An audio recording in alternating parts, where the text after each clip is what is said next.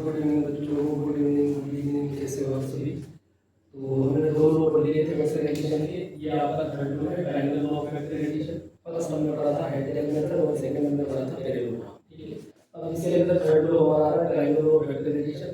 ठीक है, तो ये ट्रायंगल ऑफ वेक्टर एडिशन आपको समझ में आ जाए ऐसा ही है। ये लगभग आपके पैरेललोग्राम रो जो है उसी के जैसे चलता है। इस रो का स्टेटमेंट क्या है कि आपको कोई दो वेक्टर लेने हैं और इन दोनों वेक्टर्स को ट्रायंगल की दो साइड में आपको रिप्रेजेंट करना है और सेम ऑर्डर में करना है। ठीक है, ये लिखा हुआ है if two vectors are represented by two sides of a triangle taken in same order. ठीक है, दो वेक्टर जो है वो ट्रायंगल की दो साइड को सेम ऑर्डर में आपको रिप्रेजेंट करनी है। ठीक है, तो हमारा जो रिजल्टेंट होगा वो रिजल्टेंट आपके ट्रायंगल की थर्ड साइड होगी और वो इन दोनों की अपोजिट डायरेक्शन में या फिर अपोजिट ऑर्डर में रहेगी। ठीक है, तो वो क्या कहता है कि आप दो वेक्टर ले लो। सपोज हमने एक वेक्टर ले लिया ए, दूसरा वेक्टर ले लिया हमने बी। अब इन दोनों वेक्टर ए और B, vector A and vector B को आपको ज्वाइन करना है सेम ऑर्डर में। ये वेक्टर ए हो गया, एक दूसरा वेक्टर ले लिया ये बी, इन दोनों को हमने ज्वाइन किया सेम ऑर्डर में। मतलब ये फर्स्ट वेक्टर आया, ये सेकंड वेक्टर। अब इनका जो रिजल्टेंट आएगा, मतलब resultant is given by third side of the triangle. Resultant आपके ट्रायंगल की थर्ड साइड होगी। ठीक है, और ये आपके अपोजिट डायरेक्शन में होगा या अपोजिट ऑर्डर में होगा। तो अपन रिजल्टेंट जो है उसको अपोजिट ऑर्डर में लेंगे। अपोजिट ऑर्डर मतलब इस डायरेक्शन में हमारा क्या रहेगा, अपोजिट ऑर्डर में हमारा आ जाएगा third side of a triangle. और इसी को हम क्या कहेंगे, वेक्टर आर, मतलब इसी को हम क्या बोलेंगे, रिजल्टेंट। तो यहाँ पर भी बच्चों रिजल्टेंट की वैल्यू क्या निकल जाएगी, resultant is equal to A plus vector A plus vector B. ये हमारा रिजल्टेंट होगा।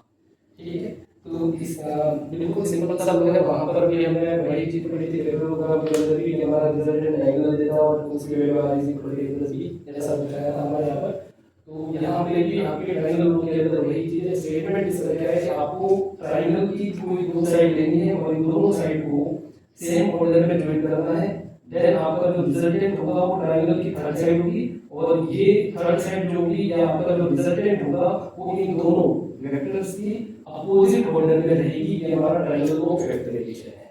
यहाँ पे भी आपको रिजल्टेंट आर की वैल्यू वही मिलेगी जो हमने पीछे पैरेललोग्राम के अंदर पढ़ी है, R square is equal to A square plus B square plus 2ab cos theta.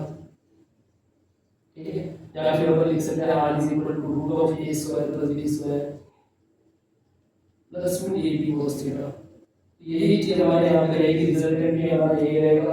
ठीक है, बस थोड़ा सा स्टेटमेंट में फर्क है, बाकी इसका जो प्रोसेस है कुछ हद तक अपन ये कह सकते हैं ये पैरेललोग्राम जैसा ही है। तो इसके अंदर अगर आपको ये रिजल्टेंट की वैल्यू जो है उसको प्रूव करनी है, क्या वास्तव में आर का value root of A square plus B square plus 2ab cos theta आएगा, तो आप इसी ट्रायंगल से इसको क्या कर सकते हो, प्रूव कर सकते हो।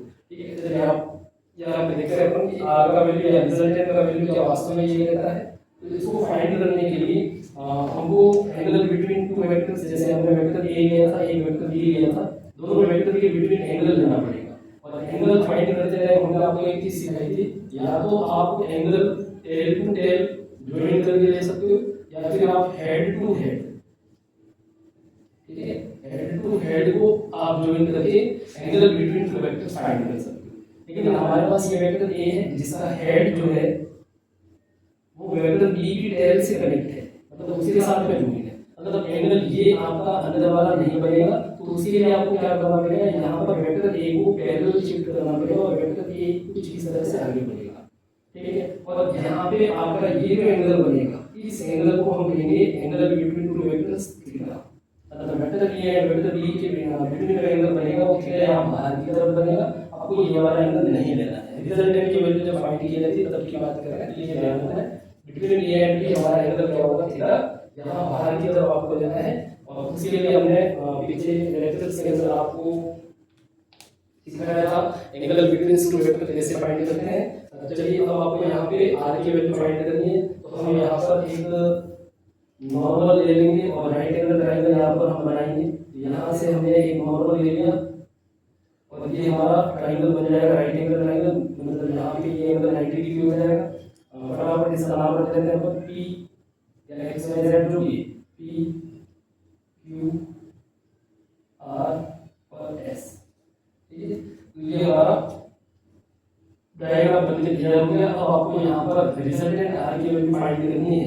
तो रिजल्टेंट आर की वैल्यू फाइंड करने के लिए हम यहाँ पे राइट एंगल ट्रायंगल वही लेंगे, कौन सा, राइट एंगल ट्रायंगल। अब इसको अपन हटा देते हैं यहाँ से, स्टेटमेंट को रहने देते हैं ताकि आपको लिखने में सुविधा हो जाए। राइट एंगल ट्रायंगल लेंगे अपन, इन राइट एंगल ट्रायंगल तो समझ रहा है, right angle triangle P Q R या पी आर क्यू जो भी लेना है, पी आर क्यू जैसे भी आप लिखो पी आर क्यू। इस ट्रायंगल के अंदर पाइथागोरस यूज करोगे। पाइथागोरस क्या होता है, hypotenuse square is equal to base square plus perpendicular square. ठीक है, बेस हमारा यहाँ पे कितना है, बेस की वैल्यू हो जाएगी पी आर और हाइपोटेन्यूज हो जाएगा पी क्यू। ये हो जाएगा P Q square equal to P R square plus P perpendicular क्या हो जाएगा क्यू आर, ये हो जाएगा क्यू आर स्क्वायर।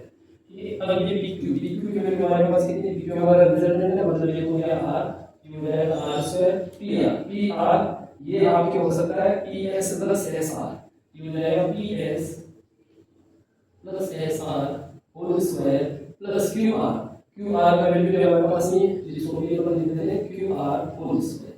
ठीक है, अब इसको यहाँ तक अपन छोड़ देते हैं। अब जिसकी वैल्यू हमारे पास नहीं है उसको फाइंड करने के लिए हमने पैरेललोग्राम के अंदर भी एक छोटा सा ट्रायंगल यूज किया था, यहाँ पे भी हम एक छोटा सा ट्रायंगल यूज करेंगे ताकि हमको वैल्यूज मिल जाए। तो ये वाला ट्रायंगल हम ले लेते हैं, लास्ट में जो बना है QRS, ठीक है, या SRQ जो मिल रहा है, तो हम लेते हैं इन ट्रायंगल SRQ। यहाँ से वैल्यू फाइंड करके कंप्यूट कर देंगे। ठीक है, SRQ से साइन थीटा की वैल्यू निकालो। साइन थीटा हमारा क्या होता है, ये होता है परपेंडिकुलर अपॉन हाइपोटेन्यूज।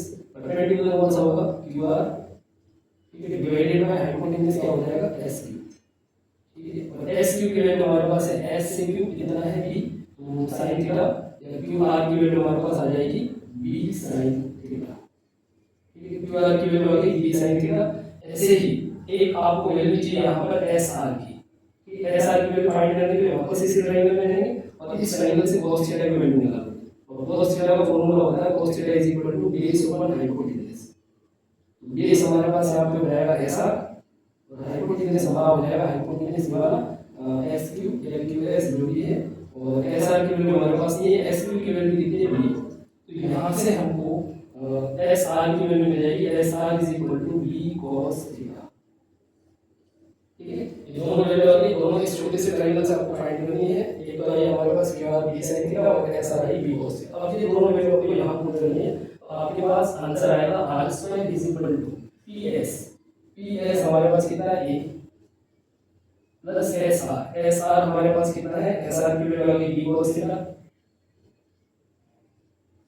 ठीक है, होल स्क्वायर प्लस QR हमारे पास कितना है B sin थीटा। स्क्वायर करोगे तो B square sin square theta.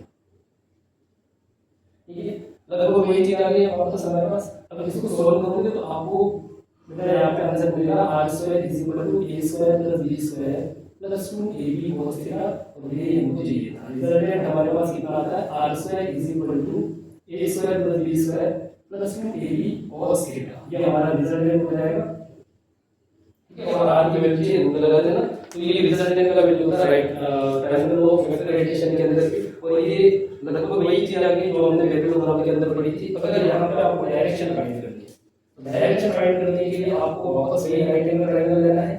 ठीक है, तो इसके लिए आप एक बार इस चीज को बता दीजिए, इसके बाद अपन आगे बढ़ते हैं फटाफट। चलिए आगे चलते हैं अपन। अगर आपको पूछा जाए, अगर आपको पूछा जाए कि आपको डायरेक्शन फाइंड करनी है, तो डायरेक्शन फाइंड करने के लिए हमने वहाँ पैरेललोग्राम के अंदर भी एक एंगल लिया था अल्फा, यहाँ पर भी एक एंगल लेंगे हम अल्फा। ठीक है, तो एक तो हमारे पास आ गया रिजल्टेंट हमारे पास क्या आया, R is equal to root of A square plus B square plus 2AB cos theta. ये हमारा हो गया रिजल्टेंट। ठीक है, अब हमको फाइंड करनी है डायरेक्शन। डायरेक्शन हमको फाइंड करनी है। डायरेक्शन किसकी फाइंड करोगे, डायरेक्शन ऑफ R। रिजल्टेंट जो है उसकी डायरेक्शन हमको फाइंड करनी है। तो रिजल्टेंट की डायरेक्शन फाइंड करने क्या करोगे, वापस वही राइट एंगल ट्रायंगल आपको लेना है जो पहले हमने किया था। तो in triangle in triangle P R Q, P in triangle P R Q, इस ट्रायंगल में आपको रिजल्टेंट की वैल्यू, आप इस वाले एंगल को क्या बोलोगे alpha,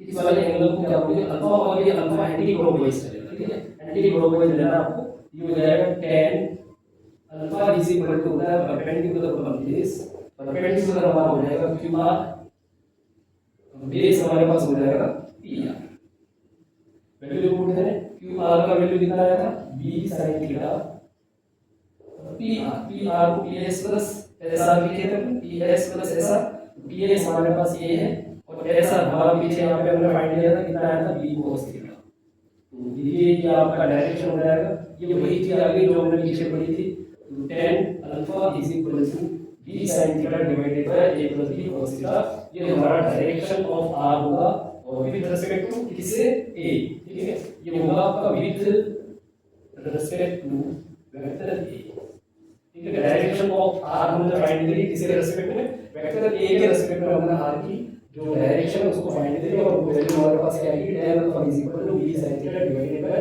a plus b cos theta, तो ये लगभग वही चीज है जो हमने पीछे पढ़ी है वेक्टर गुणांक के अंदर, इससे पहले वाला लेक्चर अगर आपने देखा है तो बिल्कुल चीजें आपको क्लियर हो गई होगी कि रिजल्टेंट का वैल्यू वहां पे भी वही था, यही है, और जो आपका डायरेक्शन है रिजल्टेंट आर का वो भी आपके पास वही ट्रायंगल ऑफ फैक्टराइजेशन के अंदर आता है। अब इस रो का यूज हम सिर्फ और सिर्फ, ठीक है, ऐड टू वेक्टर्स, दो वेक्टर को ऐड करने के लिए इस रो का हम यूज करते हैं, ट्रायंगल ऑफ फैक्टराइजेशन का यूज कहाँ होता है, दो वेक्टर को ऐड करने के लिए ट्रायंगल ऑफ फैक्टराइजेशन का यूज किया जाता है, ठीक है, चलिए फटाफट इस चीज को आप नोट कर लीजिए।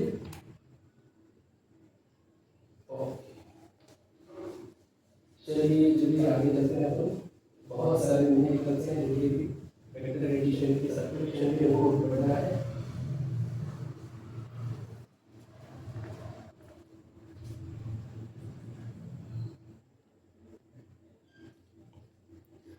चलिए अब ये तो हमने पढ़ लिए तीनों रो, वेक्टर को कैसे ऐड करना उसके लिए। नेक्स्ट टॉपिक हमारा है subtraction of vectors, subtraction of vectors, vectors को कैसे सब्ट्रैक्ट किया जाता है, ठीक है, माइनस कैसे करोगे दो वेक्टर्स को। तो हमने एक चीज पढ़ी है कि जब वेक्टर को ऐड किया जाता है, जब आप ऐड करते हो तब आप रिजल्टेंट की वैल्यू क्या लिखते हो, R is equal to A plus B. जब वेक्टर्स को ऐड किया जाता है तो उसका जो रिजल्टेंट बनता है वो कितना होता है, R is equal to A plus B, या फिर इसको अपन लिखते थे R square is equal to A square plus B square plus 2ab cos theta, ठीक है। ये कहानी किसके लिए थी कि जैसे आपके पास एक वेक्टर ए है और एक वेक्टर आपके पास बी है और एंगल बिटवीन वेक्टर जो है वो आपके पास थीटा है, लेकिन अब यहाँ पर आपको क्या करना है, वेक्टर्स को सब्ट्रैक्ट करना है, ठीक है, इनको माइनस कैसे किया जाए। तो उसके लिए क्या करना है कि आप वेक्टर बी को अपोजिट डायरेक्शन में यहाँ लाओगे, ला सकते हो, ठीक है, और ये हो जाएगा माइनस बी, ठीक है, ये बी है, इसको पीछे लाया अपन, ये माइनस बी हुआ। अब एंगल थीटा ना होकर आपको रिजल्टेंट मिलेगा वेक्टर ए और वेक्टर माइनस बी, ठीक है। तो इन दोनों के बिटवीन जो एंगल बनेगा वो एंगल कितना हो जाएगा, ये टोटल एंगल कितना है, ये टोटल यहाँ से यहाँ तक का एंगल है हमारे पास 180, ये वाला एंगल कितना है 180 डिग्री टोटल। तो ये जो थीटा है तो यहाँ से बचा हुआ एंगल कितना हो जाएगा 180 माइनस थीटा, क्लियर है। सबसे पहले क्या करना था आपने, इस रिजल्टेंट तक पहुंचने के लिए वेक्टर ए और वेक्टर बी के बिटवीन अपना एंगल लिया थीटा, ठीक है। हमने वेक्टर बी को नेगेटिव कर दिया, क्यों किया वो भी अपन यहाँ पे लिखेंगे, ठीक है, क्योंकि हमको सब्ट्रैक्ट करना है और सब्ट्रैक्ट करने के लिए रिजल्टेंट हमारा क्या हो सकता है, रिजल्टेंट सब्ट्रैक्ट करने के लिए, ठीक है, या फॉर सब्ट्रैक्शन रिजल्टेंट जो होगा वो कुछ ऐसा बनना चाहिए, vector A plus minus vector B, मतलब ये ऐड भी हो जाएंगे और दिखने में ये सब्ट्रैक्ट भी हो रहा है। तो इस चीज तक पहुंचने के लिए हमने इस वेक्टर बी को नेगेटिव किया है और उसको मतलब पीछे शिफ्ट किया हुआ है यहाँ पे। तो पहले हमने वेक्टर ए और वेक्टर बी के बिटवीन एंगल थीटा लिया था, अब ये टोटल 180 डिग्री बन रहा है, ये थीटा है बचा जो 180 माइनस थीटा हो जाएगा, मतलब ये हो गया एंगल 180 माइनस थीटा किसके लिए, between vector A and minus B के बिटवीन ये एंगल जो है वो 180 माइनस थीटा है। अब आप ये वाला फॉर्मूला यूज करो, ये वाला फॉर्मूला अगर आप यूज करते हो तो R square is equal to A square plus B square, ठीक है, प्लस 2ab कॉस थीटा की जगह हो जाएगा 180 माइनस थीटा, और कॉस 180 माइनस थीटा क्या होता है, कॉस 180 माइनस थीटा जो होता है वो आपका होता है माइनस कॉस थीटा, ठीक है। ये हो जाएगा R square is equal to A square plus B square minus 2ab cos theta.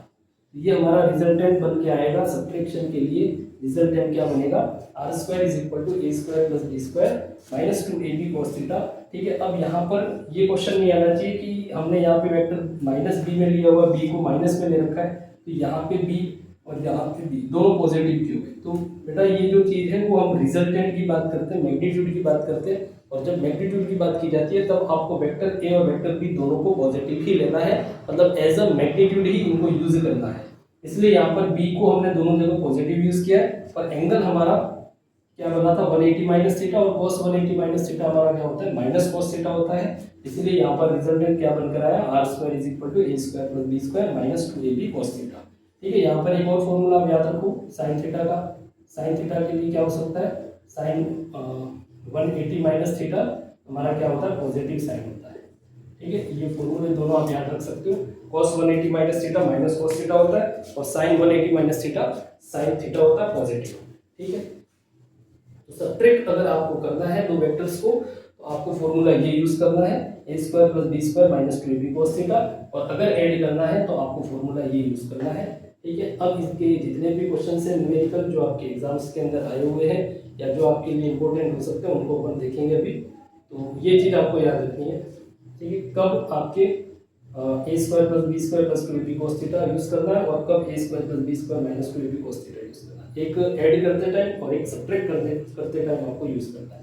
चलिए यहाँ पर एक छोटी सी चीज आपको और बता देते हैं ताकि हमारा टॉपिक जो है वो कंप्लीट हो जाए। छोटा सा चीज अपने याद रखें, जैसे आपने आर की वैल्यू फाइंड करी थी, मैं आर स्क्वायर ही लिख रहा हूँ, रूट वाला अपन यूज नहीं करेंगे ताकि आपको कोई दिक्कत नहीं होगी, ए बी cos थीटा, ठीक है। अब आर की वैल्यू मैक्सिमम कब हो सकती है, आर मैक्सिमम कब हो सकता है, और दूसरी बात आर मिनिमम कब हो सकता है, दो चीजें हो सकती है, ठीक है। आर का वैल्यू मैक्सिमम कब होगा, जब आपके यहाँ थीटा की वैल्यू कितनी हो जाए, थीटा की वैल्यू आपके पास यहाँ से निकल कर आनी चाहिए +1, जब थीटा की वैल्यू क्या आ जाए +1 निकल के आ जाए, मतलब थीटा इक्वल टू आपके पास कितना हो 90 डिग्री हो, sorry theta equal to 0 degree हो, तब हमारा cos 0 क्या हो जाएगा 1 हो जाएगा, और उस टाइम हमारा आर का जो वैल्यू है वो मैक्सिमम होगा, और उस वैल्यू को हम लिख पाएंगे a square plus B square plus 2ab cos 2ab, ठीक है, और cos 0 1 हो जाएगा। तो इस वाले फॉर्मूले को हम आइडेंटिटी आप लोग जानते हो, ए प्लस बी होल स्क्वायर का फॉर्मूला बन गया ये, तो ए प्लस बी होल स्क्वायर, ठीक है। ये आर स्क्वायर बनेगा, ये आर स्क्वायर, स्क्वायर से स्क्वायर आप काट दोगे तो आर मैक्स की वैल्यू आपको निकल के आएगी ए प्लस बी, ठीक है। तो ये याद रखना है कि मैक्सिमम ऐड करते टाइम मैक्सिमम कब हो सकता है, जब आपके थीटा की वैल्यू कितनी हो, when theta equal to 0 degree, ठीक है, देन आर क्या हो जाएगा मैक्सिमम हो जाएगा।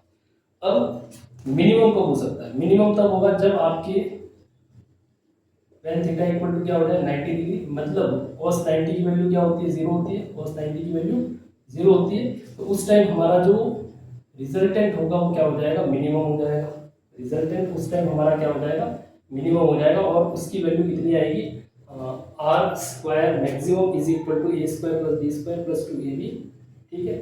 180 यूज करें ए माइनस बी हो जाएगा, हाँ 180 पे भी आ जाएगा। चलिए एक बार एक चीज इसको देख लेते हैं अपन, जब अपन थीटा की वैल्यू 90 यूज करें, ठीक है, मिनिमम की बात बाद में करें, थीटा की वैल्यू अगर 90 यूज कर रहे हैं तो आर की वैल्यू क्या आएगी वो देख लेते हैं एक बार। तो आर की वैल्यू आएगी a square plus B square, r square is equal to A square plus B square, और ये पूरा टर्म क्या हो जाएगा 0 हो जाएगा बिकॉज 90, ठीक है, थीटा 90 होने पर cos 90 0 हो जाएगा, पूरा टर्म 0, तो A square plus B square, मतलब हमारे पास आर की वैल्यू बचेगी root of A square plus B square, root of A square plus B square, ये हमारे पास आर की वैल्यू।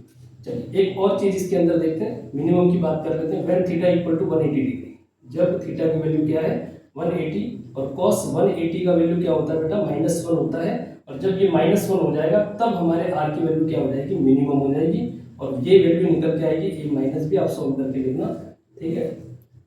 सॉल्व करके लिख लेना इस चीज को।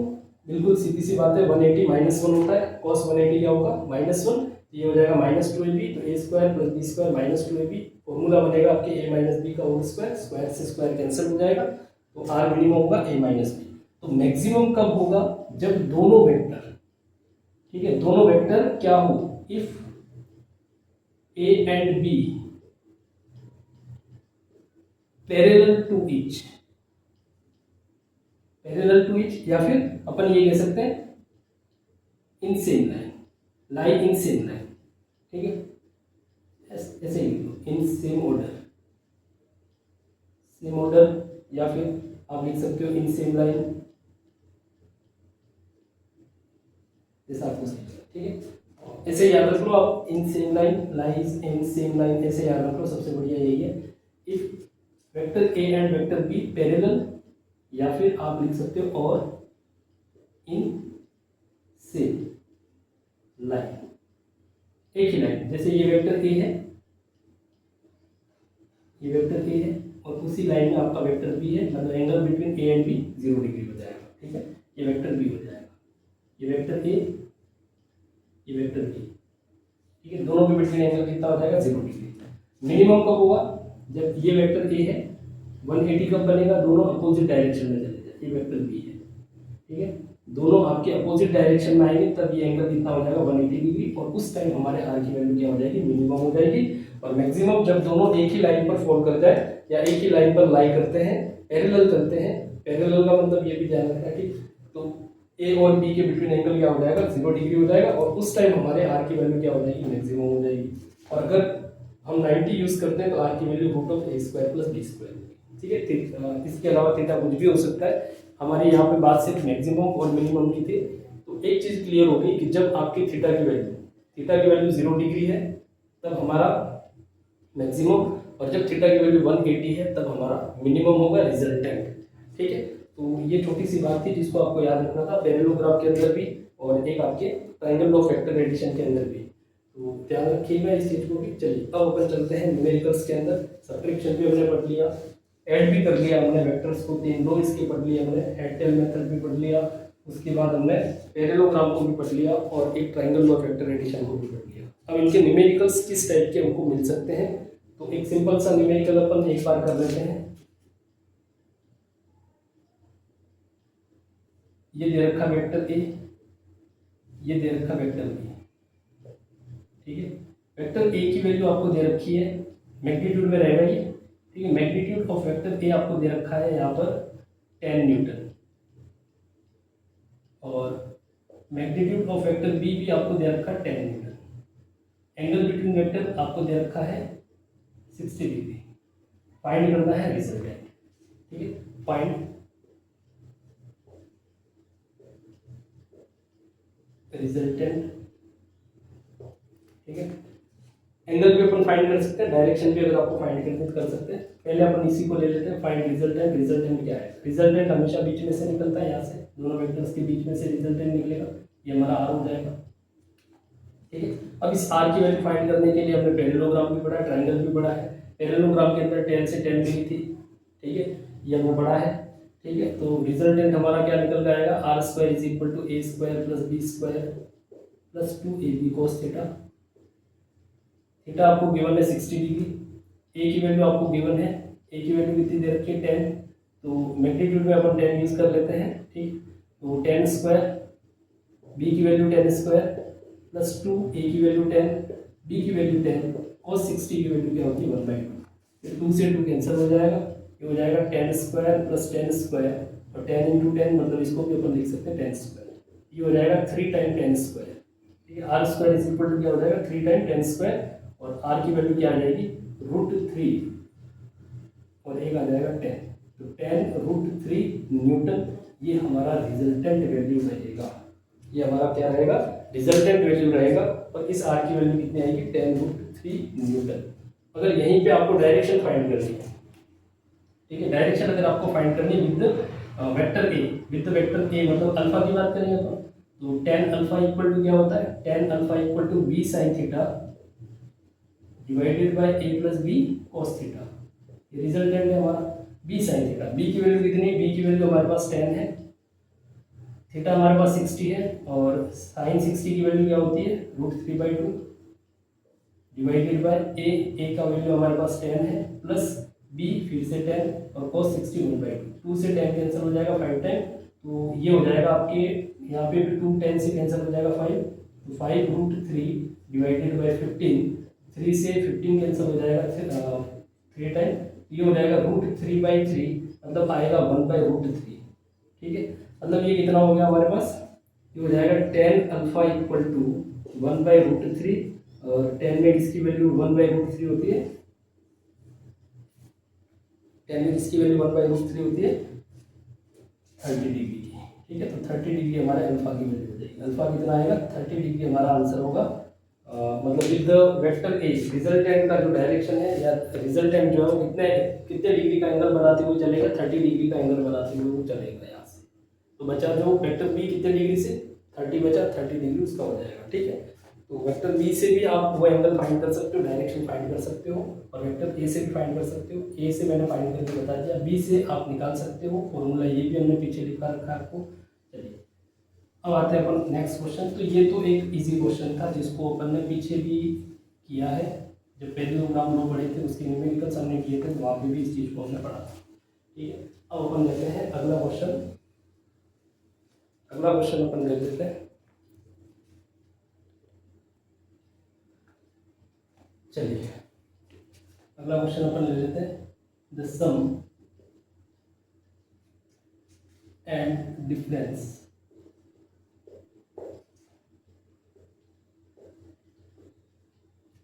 of two vectors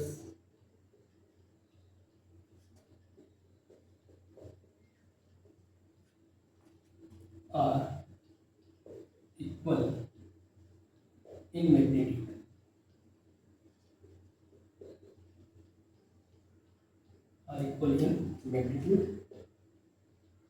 then find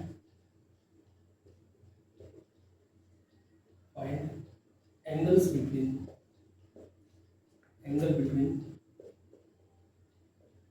two vectors।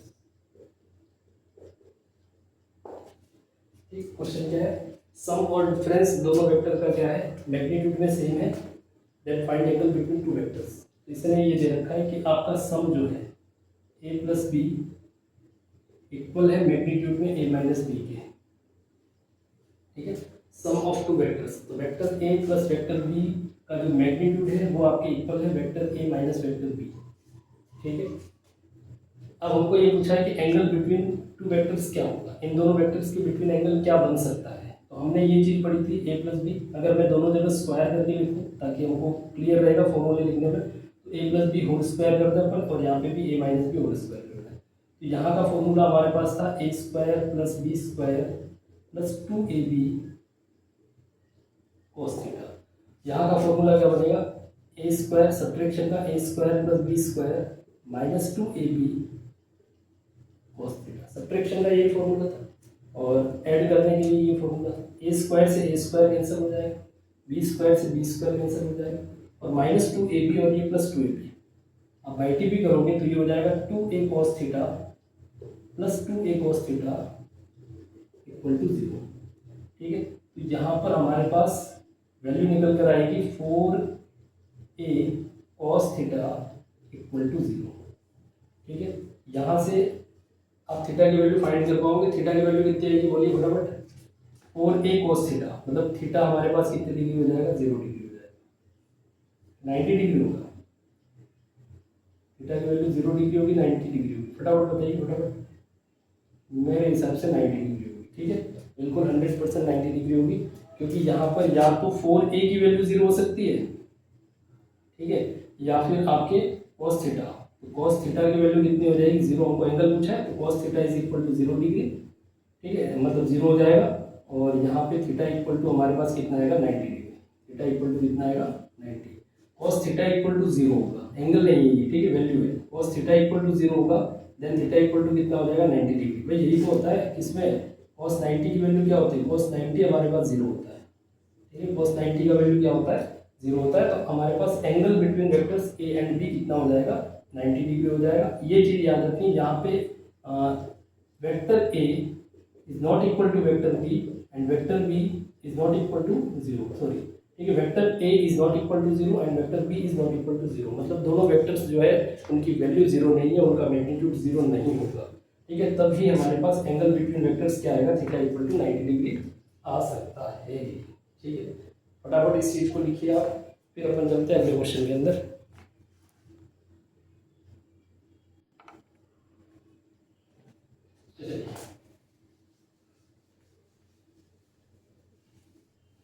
अगला क्वेश्चन अपन लेते हैं, the difference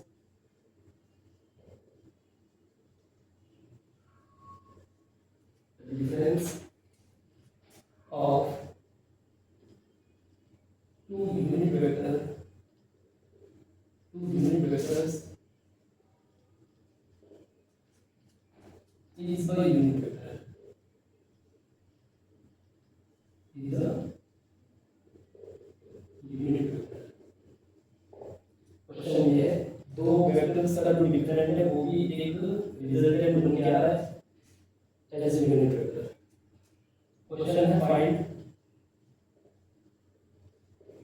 angle between vector, angle between two vectors, बिल्कुल इजी क्वेश्चन है ये, ठीक है। The difference of two unit vectors is a unit vector, मतलब हमको ये दे रखा है कि वेक्टर ए का वैल्यू 1 है, बी का वैल्यू भी 1 है और उसका जो रिजल्टेंट आ रहा है वो भी 1 है, ठीक है। The difference of two unit vectors is a unit vector, मतलब ए और बी 1 है और आर भी 1 हो जाएगा। अब हमको एंगल फाइंड करना है, तो वही रिजल्टेंट वाला formula r square is equal to a square plus b square plus में a b cos थीटा,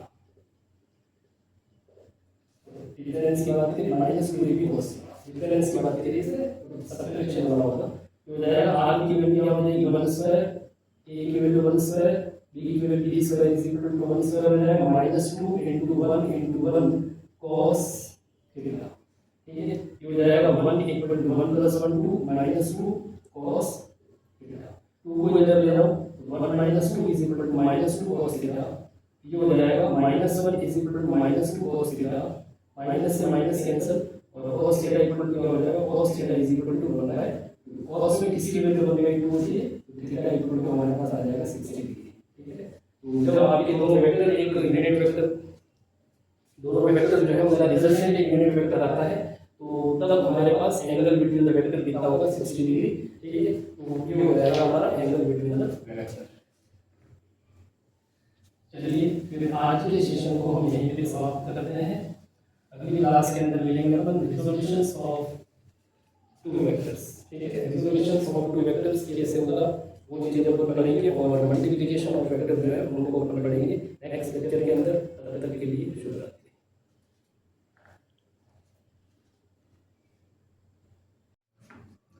चलिए ये क्वेश्चन लेकर आए अपन।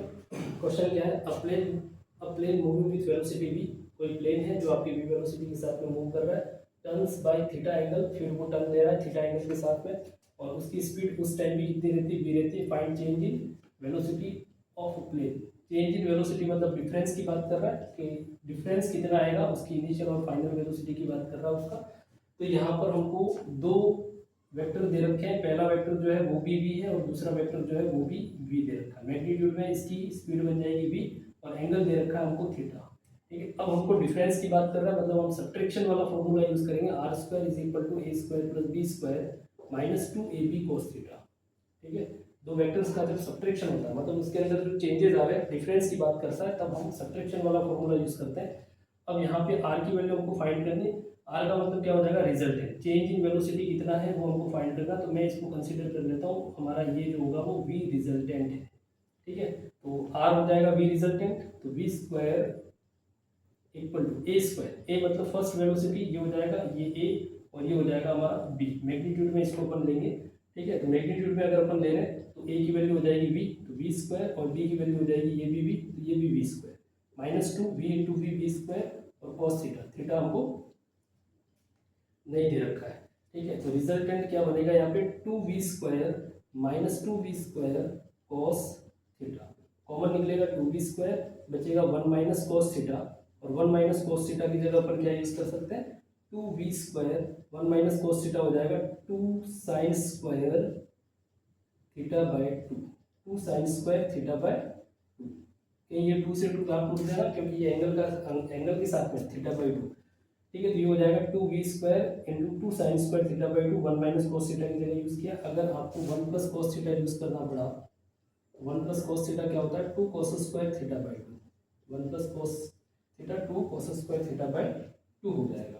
ठीक है, तो ये हमारे पास v² या रिजल्टेंट जो वेलोसिटी है या चेंज इन वेलोसिटी जो है वो कितनी आ रही है 4v² sine square theta by 2। ठीक है, तो केवल v की वैल्यू कितनी होगी, v रिजल्टेंट हमारे पास कितना आएगा चेंज इन वेलोसिटी जिसकी बात कर रहे हैं अपन, तो 4 का हो जाएगा 2v² का हो जाएगा v और ये हो जाएगा साइन स्क्वायर का साइन थीटा बाय 2। तो ये फॉर्मूला आप डायरेक्ट यूज कर सकते हो। ठीक है, ये फॉर्मूला अपन डायरेक्ट यूज कर सकते हैं। तो रिजल्टेंट वेलोसिटी हमारे पास जो बनेगी वो होगी हमारे पास 2v साइन थीटा बाय 2। इस फॉर्मूले को डायरेक्ट याद रखना आप, रिजल्टेंट वेलोसिटी हो जाएगी 2v साइन थीटा बाई 2। कैसे यूज कर सकते हो चलिए बताते हैं आपको। जैसे आपको इसी क्वेश्चन के अंदर दे दिया कि ये दे दिया आपको कार, ठीक है कुछ भी दे दे, car moving with velocity v। ठीक है, v की जगह आपको दे दिया यहाँ पे 10 मीटर पर second, turns bye angle theta की वैल्यू आपको दे दी 60 डिग्री, ठीक है 30 डिग्री कुछ भी आ सकता है, and its speed remains 10 metre पर सेकेंड। अब पूछा फाइंड चेंज इन वेलोसिटी कितना होगा, change in velocity of car, कुछ भी आ सकता है, पार्टिकल लिखते ऑब्जेक्ट लिखते। ठीक है, ये अपन सिर्फ एक प्रैक्टिस के हिसाब से ले रहे हैं यहाँ पे। तो अब इसका फॉर्मूला सीधा अब इतना आप कैलकुलेशन करो, उससे अच्छा यही यहीं से यूज कर लो आप।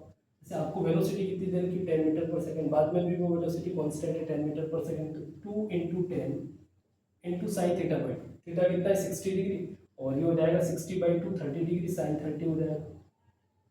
ठीक है, ये हो जाएगा 2 इंटू 10 इंटू साइन 30 कितना होता है 1/2, 2 से 2 कैंसिल, हमारे पास आंसर आएगा 10 मीटर पर सेकेंड। रिजल्टेंट कितना आएगा 10 मीटर पर सेकेंड। ठीक है, तो इस टाइप के क्वेश्चंस जो है वो आप यहाँ पे कर सकते हो। तो इसलिए ये फॉर्मूला आपको डायरेक्ट याद रखना है, ये वाला फॉर्मूला आपको सीधा याद रखना है। वी रिजल्टेंट हमारे पास कितना आएगा, वी रिजल्टेंट का मतलब चेंज इन वेलोसिटी कितनी होगी यहाँ पर 2v sin थीटा बाई 2, ये हमारा फाइनल आंसर रहेगा। ठीक है,